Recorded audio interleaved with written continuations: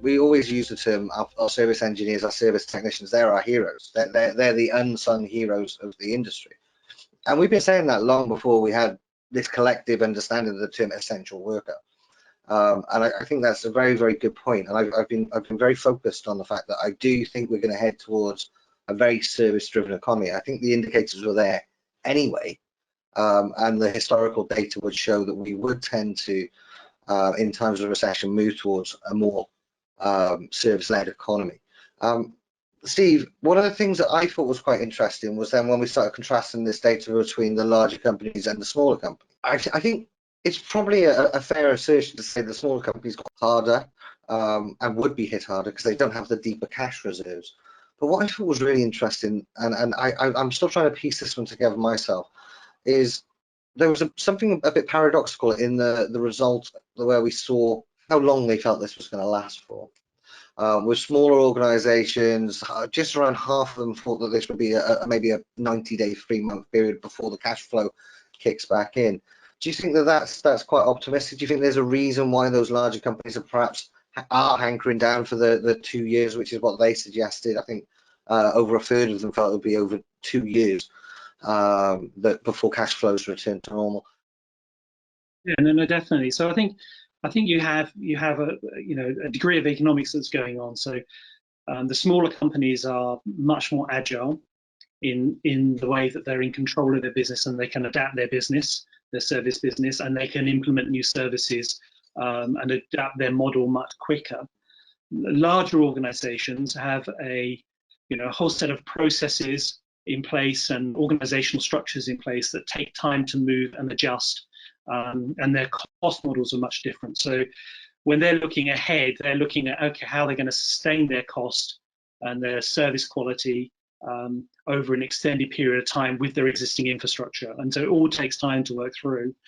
Those smaller organizations, they're closer, their leadership is much closer to their customer base, and they can make those adjustments much quicker, which means that when they look at their technology, it's easier for them to adapt their technology to bake in new processes and meet customer needs. When a larger organization with hundreds and thousands of technicians, it takes time to make those adjustments, to formalize them so that they can be consistently executed. So I think that has a lot to do with the way that those organizations were viewing the future, and one being slightly more optimistic and the other one being more cautious in their approach and their strategy.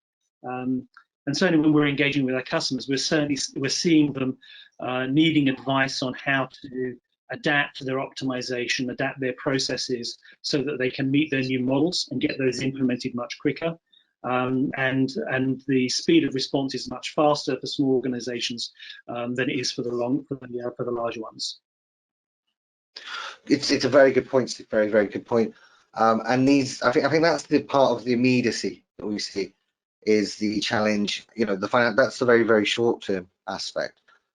Moving on to the next segment, because there's so much to go through in this report and so much data to be kind of dug into. One of the things that I saw when I was reporting, so talking about the bits and pieces we thought we may see, I saw a lot of companies that adapted best during the challenges were those that were closest to the customer. But one of the things I really think we're starting to see is a bit of a change in dynamic in how we react to our customers. We've talked about the importance of being customer-centric for a long, long time, but will that maintain in a post-pandemic world? One of the questions we put to the respondents, and again, just to give you the context here, there was over 230 senior field service management professionals globally that took part in this study. So this really is quite a meaty snapshot of some of the trends that we're seeing emerging across the global field service sector. We put the question to those respondents: have you had to implement a method of prioritization for service calls as a result of the pandemic? Of course, when bandwidth is limited, when capacity is limited, we've talked, Marco, about essential workers. There was essential work to be done, and there had to be priorities in certain instances. We saw almost 2/3 of companies had implemented that, 63%. What I thought was really interesting was that almost half, 49% of the respondents believe that actually this is not going to be a temporary measure though, and that those levels of prioritization will remain. I think it's 49%, like I say, that stated that. What was your thoughts around that particular finding and this conversation around should we be prioritizing service? How does that filter into two tiers really, both from a practical point of view in terms of the processes and the tools that we have at our disposal, also perhaps from a service revenue point of view as well? You know, is that something that we should be factoring into our new thinking in this new normal of these new service design strategies that we put in place? Marc, what's your thoughts around that one? Yeah, no, I think that was a really interesting finding of the research itself, right? And I guess we're not surprised that the need to prioritize work and who goes on site and when they go on site, how frequently they're going to go on site. So I don't know that in retrospect, as we look at it, it probably surprises us. But the idea of the continuation of that and what I think is a combination of both a change in the process that needs to happen within service organizations, but also the changing expectations of customers on the customer side, right?